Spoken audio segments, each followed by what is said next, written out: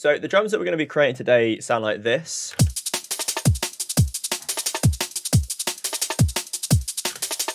Which obviously sound nice and clean. And then in context of a song,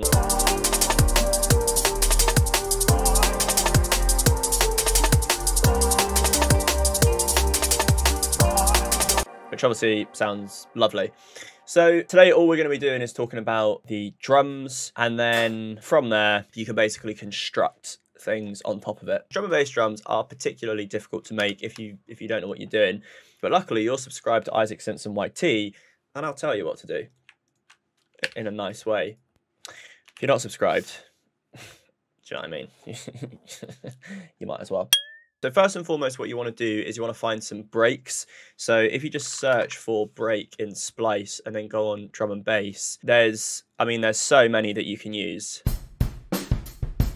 Obviously not that one. That would be quite nice. Now, the reason that that one would be nice is because what we're actually looking for is not the kick or the snares, right? Because we want to do that ourselves, because otherwise it's just never really going to fit in with the song that much. What we're actually looking for is the shuffles between the kicks and the snares. So what we have here are a bunch of different shuffles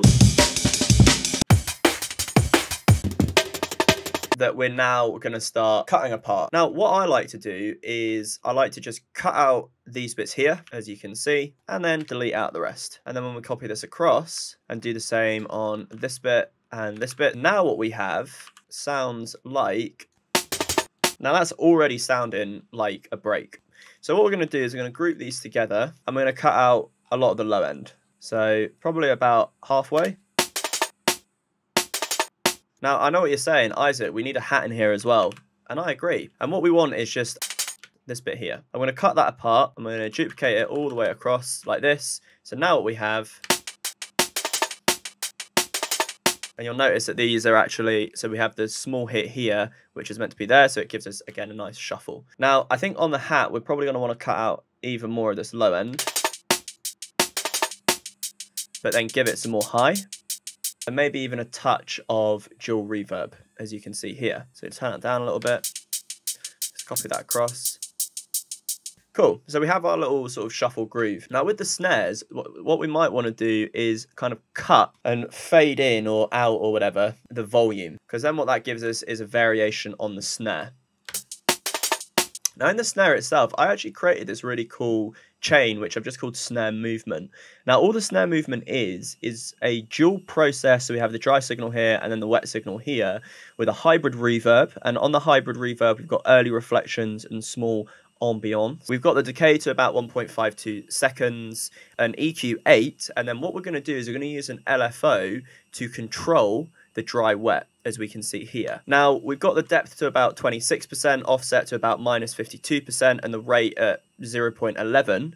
So you can see here that it's controlling the reverb in a really, really minor way. But then when we actually play this, you can hear that it's just adding little pops of reverb at different rates and lengths and all that kind of thing, so that it gives us a bit of variation without really trying that hard. Now what we want to do is we want to start adding in some additional shuffle, and we just want to find some nice shakers that have got quite a lot of high end and just a nice sort of groove to them.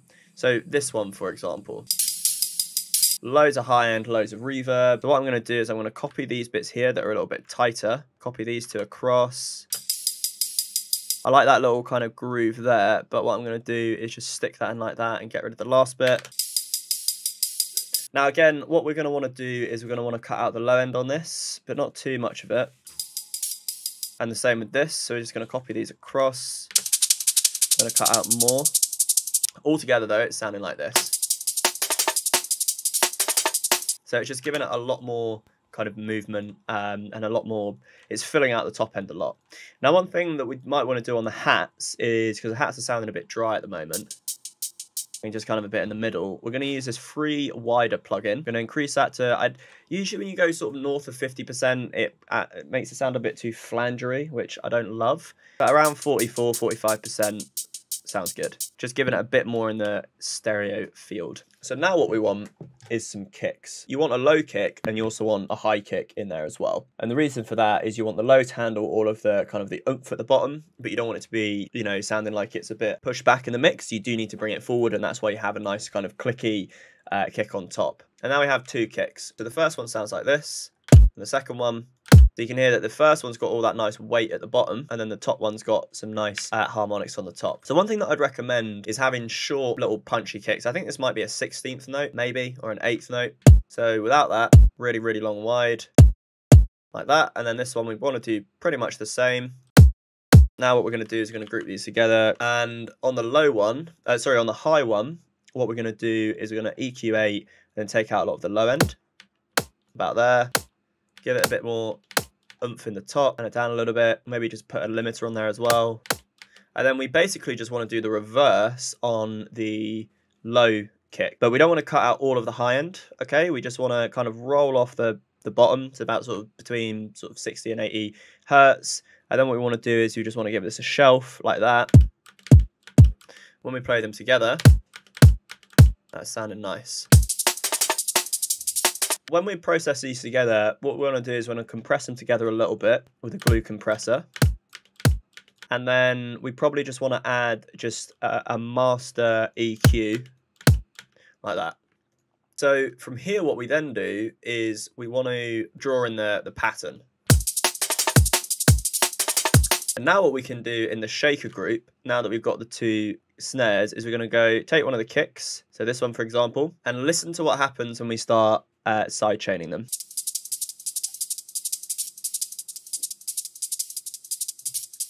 You can hear it gives more space for the kick and the snare to come through, and it kind of adds a bit of shuffle. Now what we could actually do is copy these two together, also put this on the hat. I just want to add a bit more space in this because it's sounding a wee bit dead in the mix. Maybe a bit more reverb on this snare as well, just to sort of open it up a bit more. I'm gonna put another one here.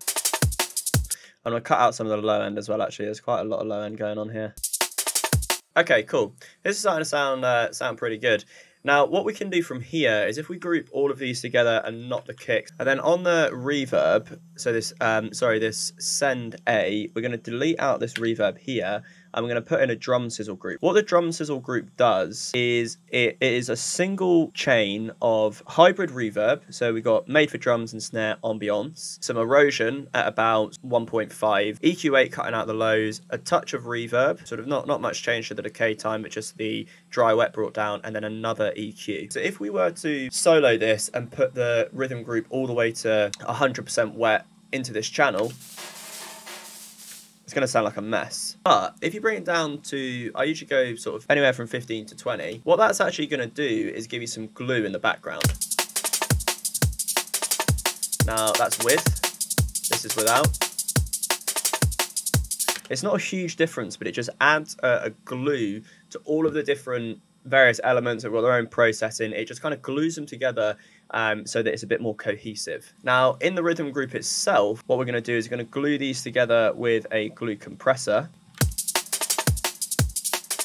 And probably just make sure that we roll off anything probably below 100. Now, what we can also do from here is on the rhythm group, we can add some things like just a touch of erosion, just to give it a bit more high end.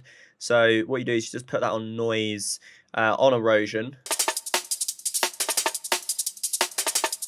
You can do some other cool things like, you know, if your snare's not hitting hard enough, I actually quite like this snare, you can add like a bit of erosion in there, just to give it a bit more high end.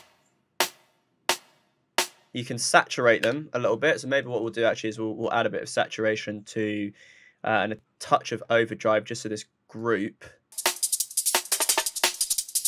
And then you just have a very nice sounding beat. I'm going to reopen this bad boy. I just want to see what it sounds like with the new drums.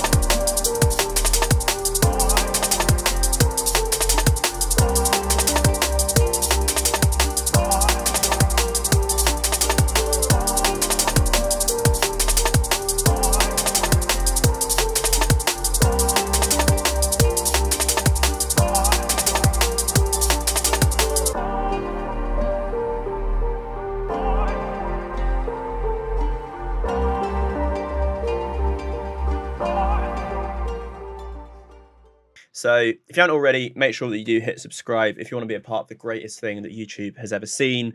And until next time, thank you very much. Bye-bye.